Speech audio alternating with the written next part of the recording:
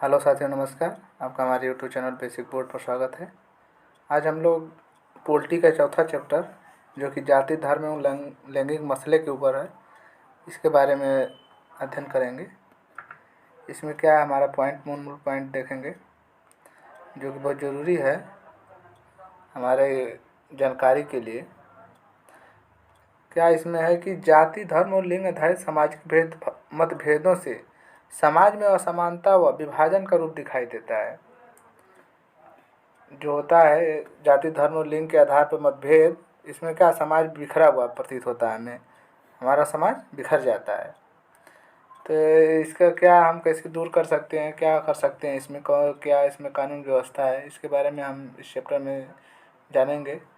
जैसे कि लैंगिक असमानता श्रेणीबद्ध सामाजिक विभाजन का एक रूप है जो प्रत्येक स्थान पर उपस्थित होती है, लेकिन राजनीति के अध्ययन में इस असमानता का महत्व नहीं दिया जाता है। लैंगिक असमानता स्त्री और पुरुष का जैविक बनावट नहीं, बल्कि इन दोनों के विषय में प्रचलित रूढ़ छवियों का एवं सामाजिक भूमिकाएं हैं। निजी और सार्वजनिक श्रम का विभाजन होता है लैंगिक समानता के आधार पर। लिंग विभाजन सामाजिक विभाजन का एक रूप है जिसके अंतर्गत समाज पुरुषों और महिलाओं के लिए असमान भूमिकाएं निर्धारित करता है। श्रम का लैंगिक विभाजन अधिकांश परिवारों में दिखाई देता है तथा समाज के बाहर के सार्वजनिक जीवन में पुरुषों का अधिकार होता है। दूसरी ओर ऐसा नहीं है कि महिलाएं बाहर कार्य नहीं करती हैं। महिलाएं खेतों में, कार्यालयों में, प्रत्येक स्थान पर कार्य करती हैं। वे घरेलू श्रम के रूप में भी कार्य करती हैं, जो मान्यता प्राप्त नहीं है तथा उनके काम का मूल्य नहीं माना जाता है, और उन्हें दिन रात काम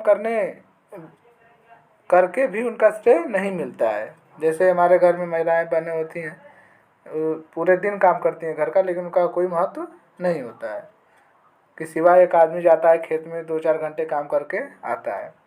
जैसे निजी और सार्वजनिक विभाजन का परिणाम क्या होता है।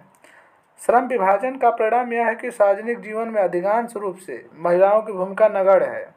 कट्टरपंथी महिलाओं ने व्यक्तिगत एवं पारिवारिक जीवन में समानता के उद्देश्य से आंदोलन किया, जिसे नारीवादी आंदोलन कहा गया।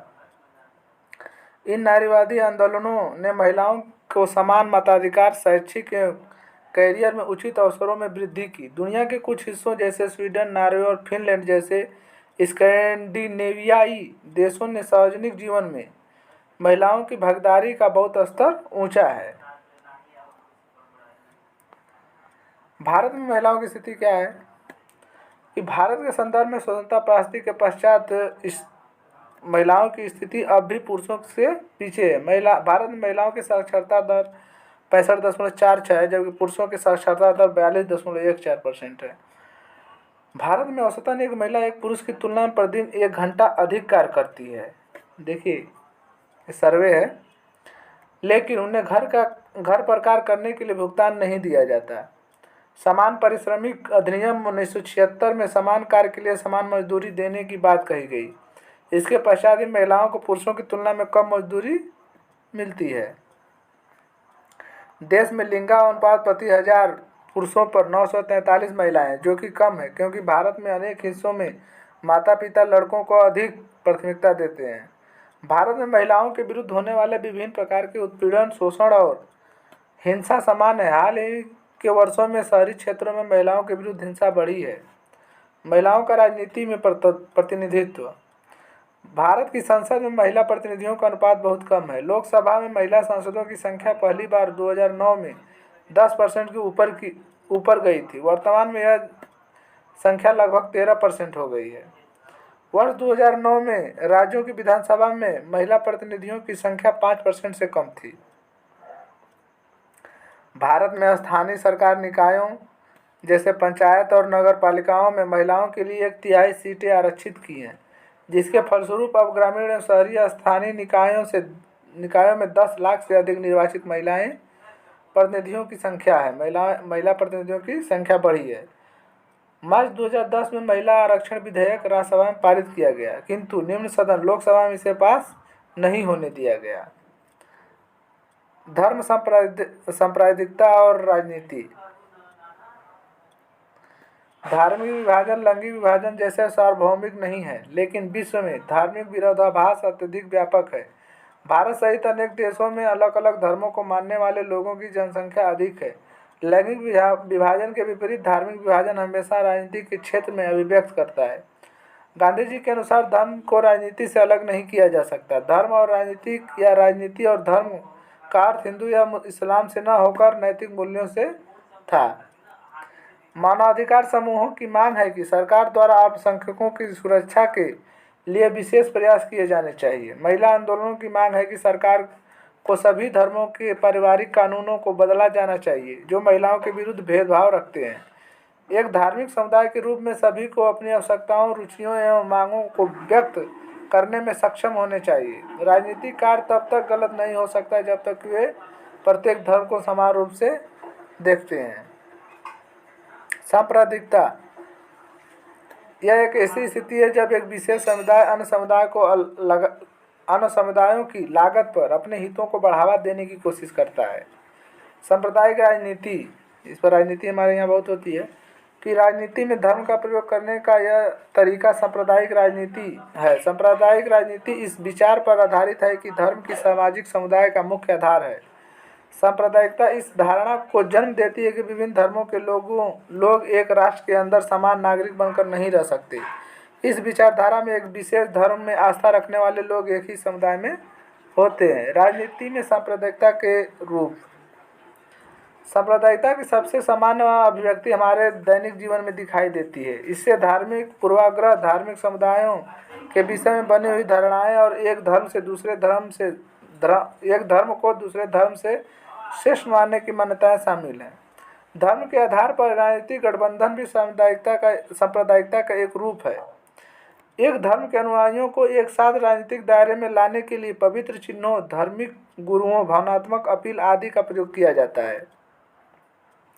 धर्मनिरपेक्ष राज्य यह एक ऐसा राज्य है जिसका अपना कोई आधिकारिक धर्म नहीं है। धर्मनिरपेक्ष राज्य सभी धर्मों को धार्मिक समानता और समान दर्जा प्रदान करता है। हमारे संविधान निर्माता सांप्रदायिकता की चुनौती से अवगत थे, इसलिए हमारे संविधान निर्माताओं ने धर्मनिरपेक्ष राज्य के मॉडल को अपनाया। भारत भारतीयों राज्यों के लिए कोई आधिकारिक धर्म नहीं है। सभी व्यक्तियों एवं समुदायों में किसी भी धर्म का प्रचार करने, अभ्यास करने तथा किसी भी धर्म का विरोध करने की स्वतंत्रता नहीं है। जाति की असमानताएं। भारत का सामाजिक ढांचा जाति व्यवस्था पर आधारित है। जाति व्यवस्था में वंशानुगत और व्यवहारिक विभाजन को परंपरा द्वारा स्वीकृत किया गया है। इस प्रणाली में एक ही जाति समूह के सभी सदस्य एक सामाजिक समुदाय के रूप में रहते हैं। किसी को भी अन्य रीति रिवाजों और परंपराओं को अपनाने की अनुमति नहीं थी। अस्पृश्यता ऐसी स्थिति है जिसमें कुछ पिछड़ी या निम्न जाति के लोगों को निर्वाचित लोगों या अछूतों के रूप में जाना जाता है। उन्हें उच्च जातियों के साथ मिलने की अनुमति नहीं है। जाति असमानता का सबसे महत्वपूर्ण पहलू अस्पृश्यता है। ज्योतिबा फूले, महात्मा गांधी, डॉक्टर भीमराव अंबेडकर और पेरियार रामास्वामी नायकर जैसे समाज सुधारकों ने समाज में जाति असमानता को समाप्त करने की वकालत की तथा काम किया। जातिवाद के पुराने विचार समाप्त करना।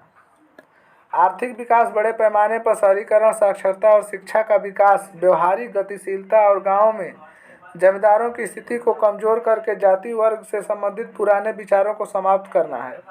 भारत के संविधान ने किसी भी जाति आधारित भेदभाव पर रोक लगा दी तथा जाति व्यवस्था के अन्याय को दूर करने के लिए नीतियों की नींव रखी। भारत की सामाजिक और धार्मिक विविधता। जनगणना में प्रत्येक 10 साल बाद सभी नागरिकों के धर्म को भी दर्ज किया जाता है। वर्ष 1961 के बाद हिंदू, जैन, ईसाई समुदाय की संख्या मामूली रूप से घटी है, जबकि मुसलमान, सिख और बौद्धों की संख्या का अनुपात बढ़ा है। जनसंख्या 2011 के अनुसार अनुसूचित जाति 16.6% है और अनुसूचित जनजाति देश की आबादी का 8.6% है। अनुसूचित जातियों को आमतौर पर दलितों और अनुसूचित जनजातियों के रूप में जाना जाता है। राजनीति में जाति। सांप्रदायिकता की तरह जातिवाद भी इस मान्यता पर आधारित है कि जाति ही सामाजिक समुदाय के गठन का एकमात्र आधार है। राजनीति में जाति को नकारात्मक और सकारात्मक दोनों रूप है, जो निम्न प्रकार है। नकारात्मक पहलू। उम्मीदवारों का चयन करते समय पार्टियां मतदाताओं की जाति को ध्यान में रखती हैं। राजनीतिक दलों को यह ध्यान रखना पड़ता है कि विभिन्न जातियां और जनजातियों के प्रतिनिधियों को उचित स्थान दिया जाए। दलों के लिए प्रचार करते समय राजनीतिक नेता अपने समुदाय से समर्थन प्राप्त करने के लिए जातिगत भावनाओं को विशेष स्थान देते हैं। सकारात्मक पहलू: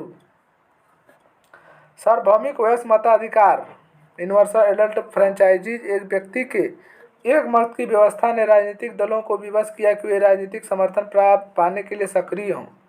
देश में किसी भी संसदीय निर्वाचन क्षेत्र में एक भी जाति का स्पष्ट बहुमत नहीं है।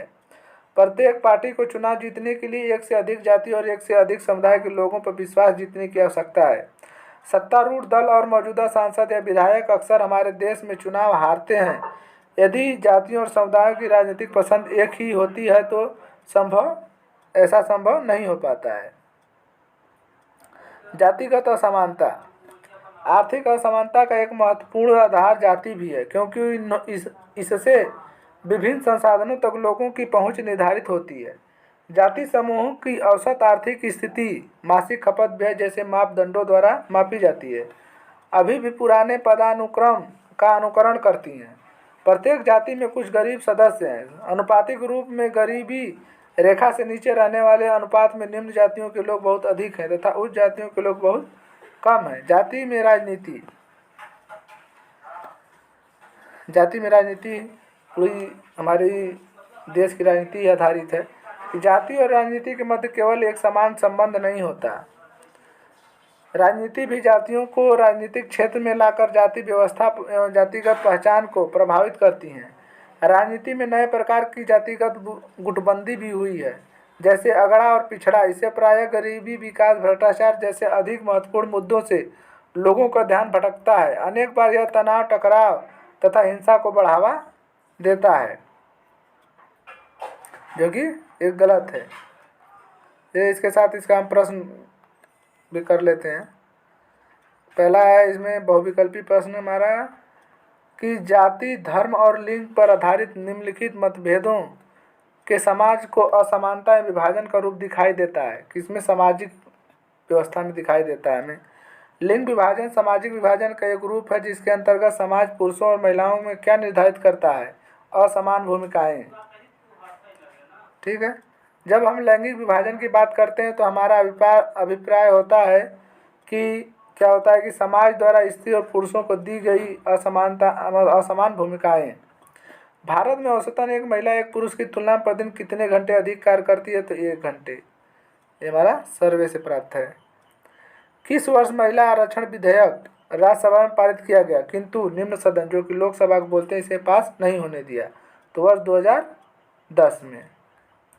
भारत में महिला के आरक्षण व्यवस्था की गई है किसमें? पंचायती राज संस्थाओं में व्यवस्था है और कहीं नहीं है। धर्म के आधार पर राजनीतिक गठबंधन किसका रूप होता है?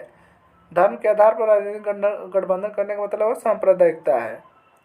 धर्मनिरपेक्ष राज्य में किसे कहेंगे कि धर्मनिरपेक्ष राज्य है? तो सभी धर्मों को समान समझने वाला राज्य ही धर्मनिरपेक्ष राज्य है। और अगला प्रश्न हमारा है कि भारत का सामाजिक ढांचा किस पर आधारित है?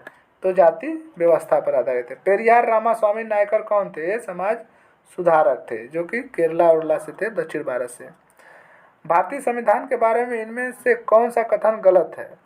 देखिए, पहला है कि यह धर्म के आधार पर भेदभाव को मना ही करता है। सही बात है। यह एक धर्म का राजकीय धर्म बताता है, ये गलत है हमारा। सभी लोगों को कोई भी धर्म मानने की आज़ादी देता है, ये भी सही है। किसी धार्मिक समुदाय में सभी नागरिकों को बराबरी का अधिकार देता है, ये भी सही है। तो बी वाला गलत है। जनगणना 2011 के अनुसार अनुसूचित जाति जो कि 16.6% है तथा अनुसूचित जनजाति देश की आबादी में कितना प्रतिशत है? 8.6% है। दलों के लिए प्रचार करते समय राजनीतिक नेता अपने समुदाय से समर्थन प्राप्त करने के लिए किसको विशेष स्थान देते हैं? उसको क्या? जातिगत भावनाओं को ज़्यादा स्थान देते हैं। अगला है कि राजनीति में जातियों को राजनीतिक क्षेत्र में लाकर जाति व्यवस्था को कौन प्रभावित करता है? जाति व्यवस्था को प्रभावित करता है राजनीति। अतः लघु स्त्री प्रश्न हमारा है कि समाज में पहला प्रश्न है कि समाज में लैंगिक असमानता का आधार क्या है? तो समाज में लैंगिक असमानता का आधार स्त्री और पुरुषों की जैविक बनावट नहीं, बल्कि इन दोनों के विषय में प्रचलित रूढ़िवादी छवियां तथा सामाजिक भूमिकाएं हैं। लैंगिक असमानता श्रेणीबद्ध सामाजिक विभाजन का एक रूप है जो प्रत्येक स्थान पर उपस्थित होती है। लिंग आधारित श्रम विभाजन क्या है? भारत में औसतन एक महिला एक पुरुष की तुलना में प्रतिदिन 1 घंटा अधिक कार्य करती है, लेकिन उन्हें घर का कार्य करने के लिए भुगतान नहीं किया जाता है। ऐसी स्थिति को लिंग आधारित श्रम का विभाजन कहते हैं। अगला कि लैंगिक विभाजन किसे कहते हैं? फिर वही बात है कि काम के बंटवारे का वह तरीका जिसके घर के अंदर के सारे काम परिवार की औरतें करती हैं या अपनी देख रेख में घरेलू नौकरियों नौकरानियों से कराती हैं, उन्हें श्रम का लैंगिक विभाजन कहते हैं। नारीवादी आंदोलन से क्या अभिप्राय है? कट्टरपंथी महिलाओं ने व्यक्तिगत एवं पारिवारिक जीवन में समानता के उद्देश्य से आंदोलन किया, जिसे नारीवादी आंदोलन कहा जाता है। यह आंदोलन महिलाओं के लिए समान मताधिकारों के साथ साथ शैक्षिक और करियर के उचित अवसरों के लिए किए गए थे। भारतीय समाज किस प्रकार का समाज है? भारतीय समाज पितृ प्रधान समाज है। यह प्राचीन समय से चली आ रही एक रूढ़िवादी परंपरा है। समान मजदूरी अधिनियम किसे कहते हैं? समान कार्य के लिए स्त्रियों और पुरुषों को बराबर पारिश्रमिक देना समान मजदूरी अधिनियम कहलाता है। समान पारिश्रमिक अधिनियम 1976 में समान कार्य के लिए समान मजदूरी दी जाती है। लघु उत्तरी प्रश्न में हमारा पहला कि लिंग विभाजन किसे कहते हैं? फिर वही प्रश्न घूम के आया कि लिंग विभाजन पर कि लिंग विभाजन सामाजिक विभाजन का एक रूप है जिसके अंतर्गत समाज पुरुषों और महिलाओं के लिए असमान भूमिकाएं निर्धारित करता है।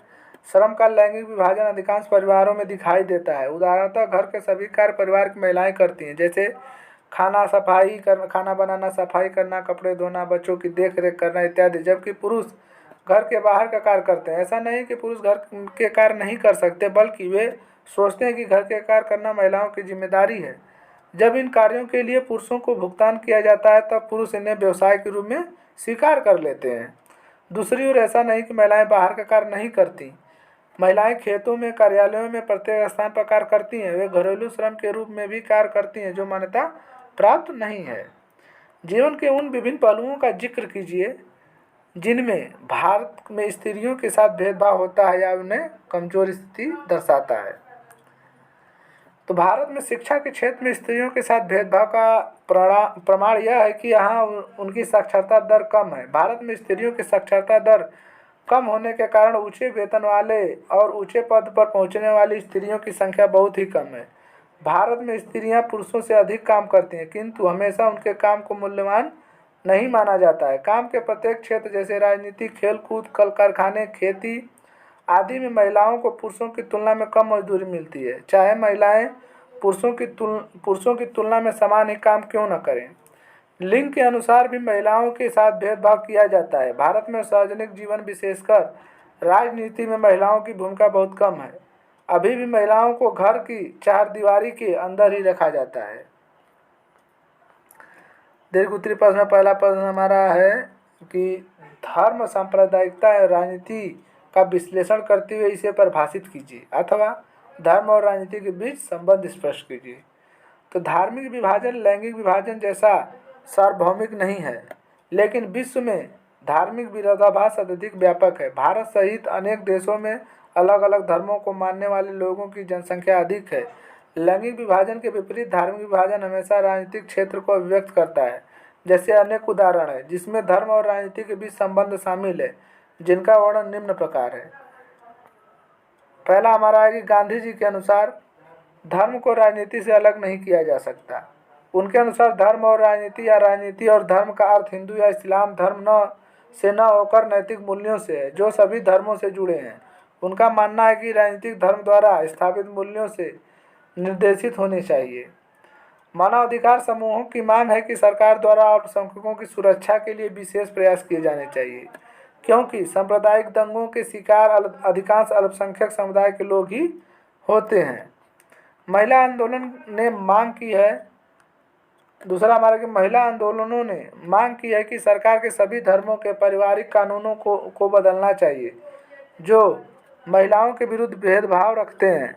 एक धार्मिक समुदाय के रूप में सभी को अपनी आवश्यकताओं, रुचियों और मांगों को व्यक्त करने में सक्षम होना चाहिए।